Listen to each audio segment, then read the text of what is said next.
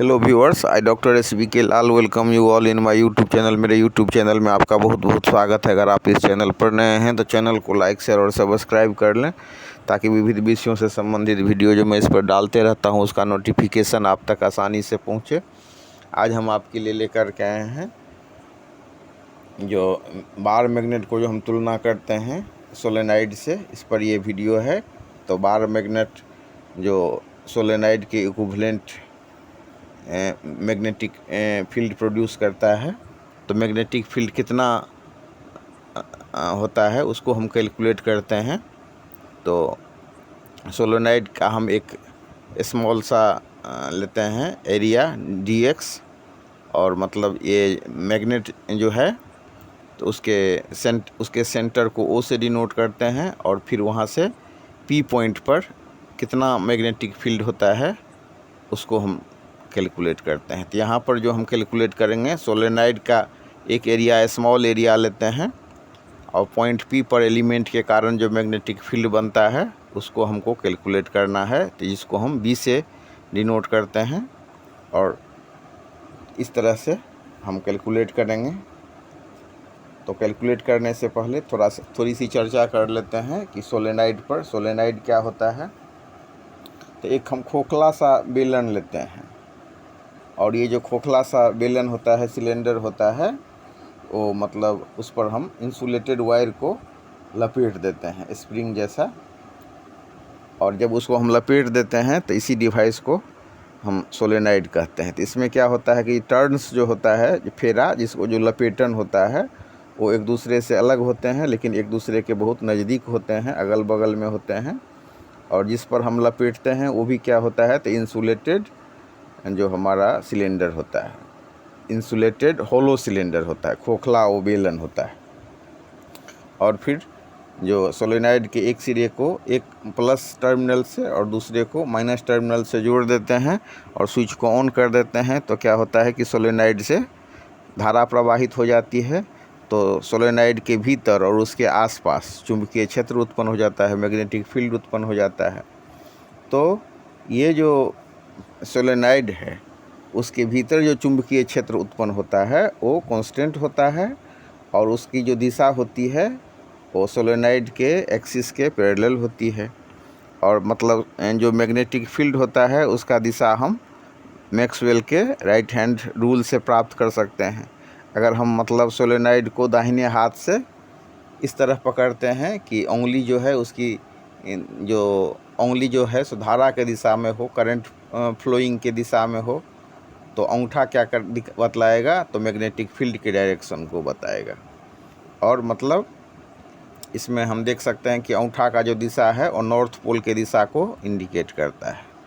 इस तरह से हम सोलेनाइड को समझ सकते हैं। अब हम समझते हैं कि बार मैग्नेट जो है सोलेनाइड के इक्विवेलेंट कैसे काम करता है, उसको हम समझते हैं।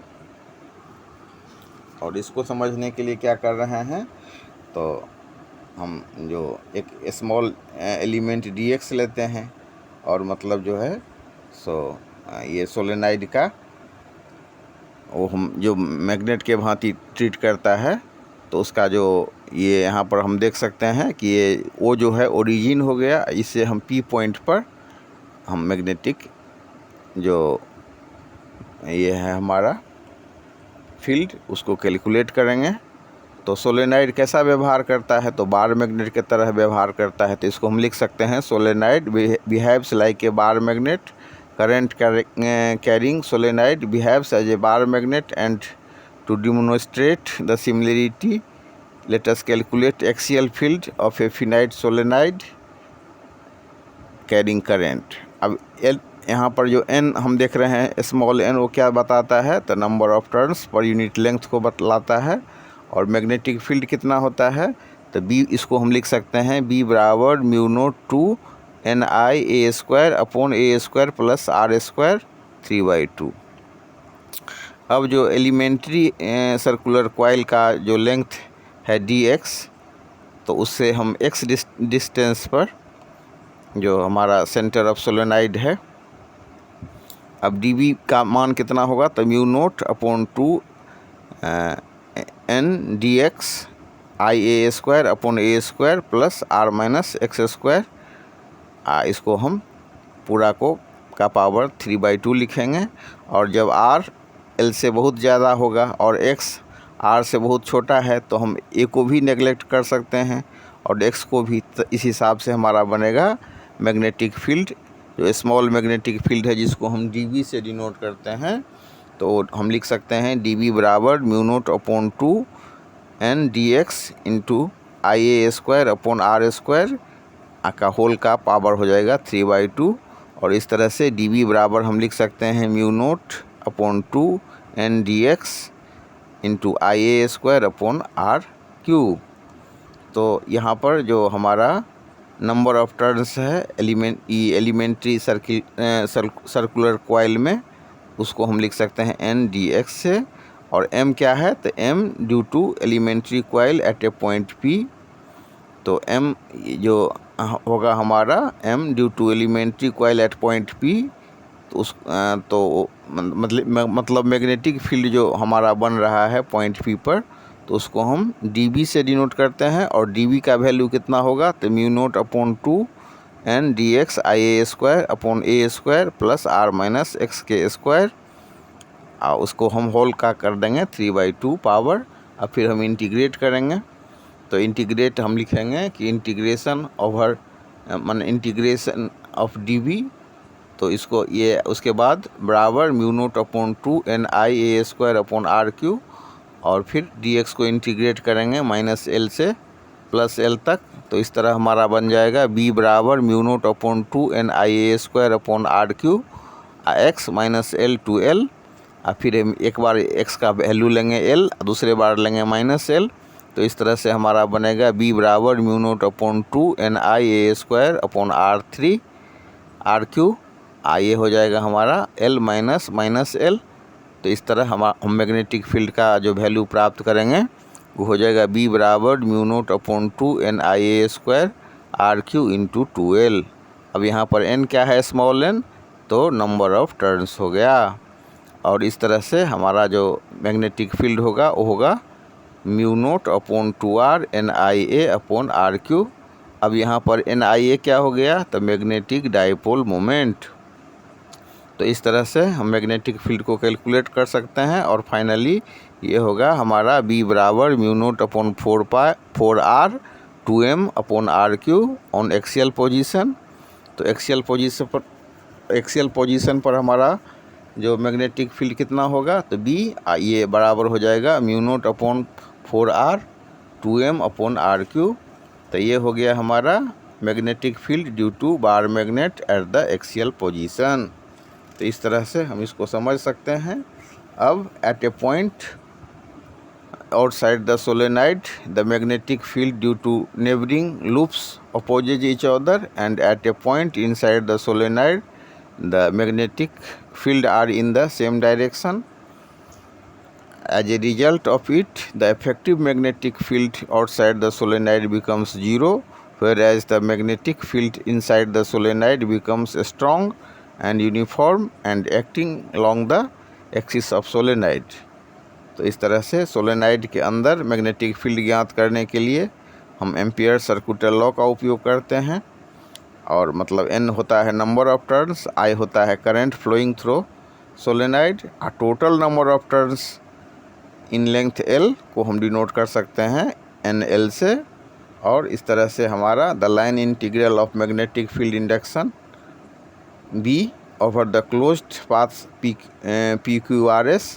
तो ये हो जाएगा हमारा B इंटू DL। इसको हम इंटीग्रेट करेंगे क्लोज्ड सरफेस के लिए PQRS के लिए। और इस तरह से हमारा जो बनेगा P से Q के लिए इंटीग्रेट करेंगे तो BDL, फिर प्लस Q से R के लिए हम इंटीग्रेट करेंगे BDL को, और फिर R से S के लिए हम इंटीग्रेट करेंगे BDL को, और फिर हम P से S के लिए S से P के लिए करेंगे तो BDL के लिए। तो इस तरह से हमारा निकलेगा जो मैग्नेटिक फील्ड होगा BL।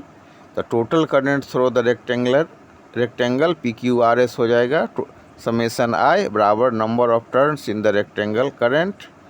फिर हम एम्पियर सर्कुलर लॉ का यूज करेंगे तो होगा integration over surface PQRS B into DL बराबर म्यू नोट समेसन आई, और इस तरह से हमारा बी का वैल्यू प्राप्त होगा mu naught N I upon L. तो ये क्या है, तो ये है magnetic field inside the solenoid. तो इस तरह से हम सोलेनाइड को समझे, और सोलेनाइड को समझने के बाद ये सोलेनाइड, ये बार मैग्नेट जो इक्विवेलेंट सोलेनाइड के भांति काम करता है, इसको हम लोगों ने सीखा और मैग्नेटिक फील्ड को भी ज्ञात किया। तो मैग्नेटिक फील्ड जो सोलेनाइड के द्वारा प्रोड्यूस होता है वो डिपेंड करता है इसके रेडियस पर, मतलब क्रॉस सेक्शन का जो रेडियस होता है उस पर, और मतलब एवरेज जो डायमीटर होता है उस पर, और जो at a point near the end of a solenoid the magnetic field is found to be mu naught N I upon 2, और फिनाइट लेंथ सोलेनाइड के लिए n बराबर n/L। तो ये हो जाएगा number of turns per unit length. तो magnetic field inside the solenoid at point P is given by B बराबर mu naught N I upon 2 sine alpha plus sine beta.